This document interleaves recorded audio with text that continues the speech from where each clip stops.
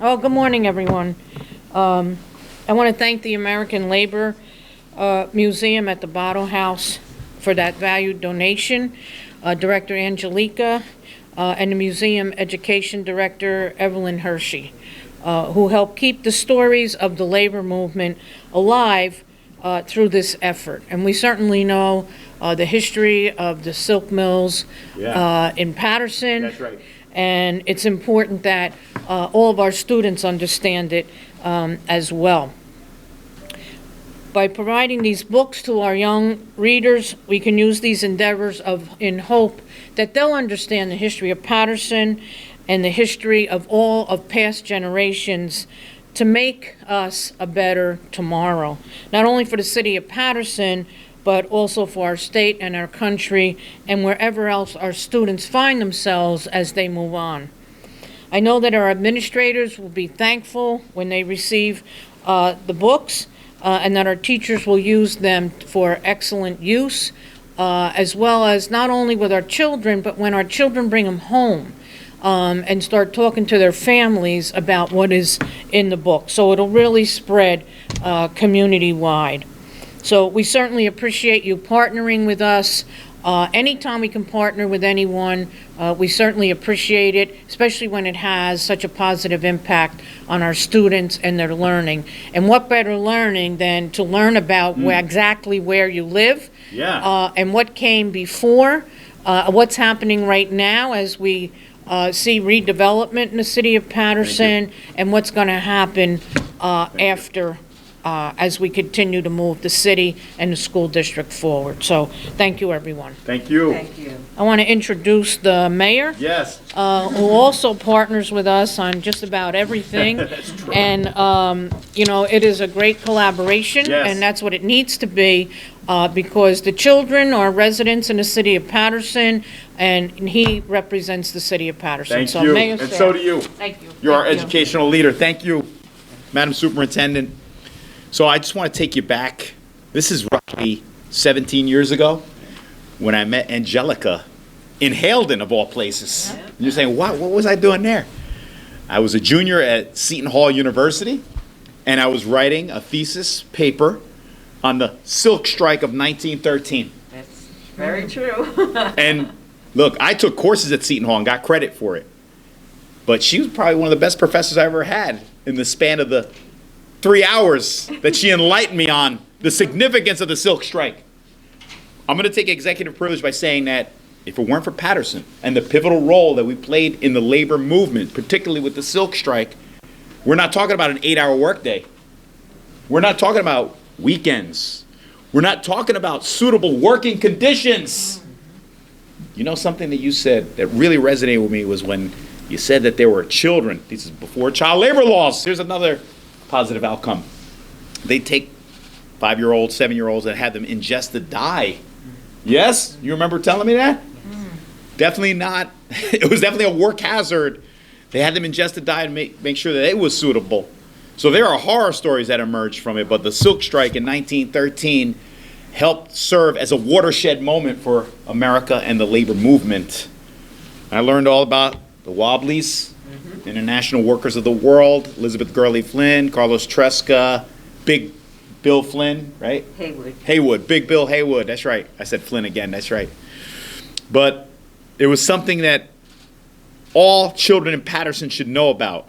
Although the reason why it's in Haledon is because the mayor of Paterson at that time, and definitely wasn't me, Nope. didn't allow the protesters to be in Paterson. So the mayor in Haledon was a socialist, probably Dominic Stampone. You can tell him I said that. He's progressive. He let them protest there, and Pietro and Marie Bato let them use their house. Was it about 25,000 people? Yes, that's right. Am I like stealing your thunder? You taught me well. She told me this. No, please I retain do this information. It's been 17 years. I haven't read since. I got an A on the paper, by the way. Thank you. And in the class, because it was History of New Jersey, the class. So nevertheless, I'm really grateful. I will, in full disclosure, tell you, I took 3 books for my 3 children.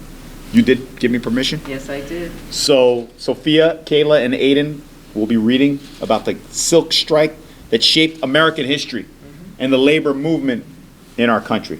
So, thank you, Madam Superintendent. Thank you, Thank you. Angelica. Thank you. And at this time, yes? Yes. Okay. Okay, thank you. The so much. aforementioned, Angelica Santamoro. Did I get that right? Yes, thank Boom. you. Thank you, Andre. Thank you so much.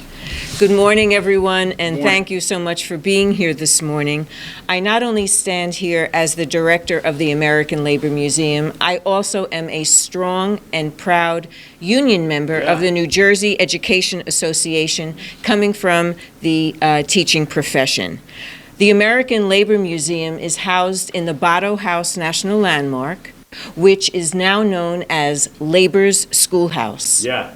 Because our mission is to teach the general public about the contributions of working people and immigrants throughout the world. We call them the everyday heroes. We reach out to thousands of school children throughout the country, both on-site and virtually, every single year. This book Sure. gives us the opportunity to reach out to hundreds of thousands of children throughout our state, because we are going to be distributing over 20,000 of these books for free to every fourth grade class, every school, and every public library throughout the entire state. We're very, very proud of this program, and we're reaching out to the American Federation of Teachers to help us distribute it nationally, which would enable us to tell the story to millions of students across the entire country. We cannot continue teaching our students to conform if we expect them to graduate from a school system and be participatory citizens. This is the time in history to inspire our students. Right. So that they can go out and have a voice, not only for themselves, but for others, in the name of social justice. This book celebrates the courage, the fortitude, and the solidarity of immigrant silk mill workers here in Paterson, who stood up to make sure that their brothers and sisters wouldn't lose their jobs and to bring improvements into the workplace. This would not have been possible if it hadn't been for two grants that we received from the New Jersey Historical Commission through the Department of State. So my first indebted gratitude goes out to the New Jersey Historical Commission for their project support. Of course, to Andre Saig, the mayor, and my friend, You know it. and to Dassel for making this happen here today. To our superintendent, Eileen Schaefer, for helping us distribute the books to the schools throughout Paterson. But my deepest gratitude goes out to the teachers and to the paraprofessionals who are educating our students day in and day out through these challenging times, and who are going to take this book and who are going to inspire our students.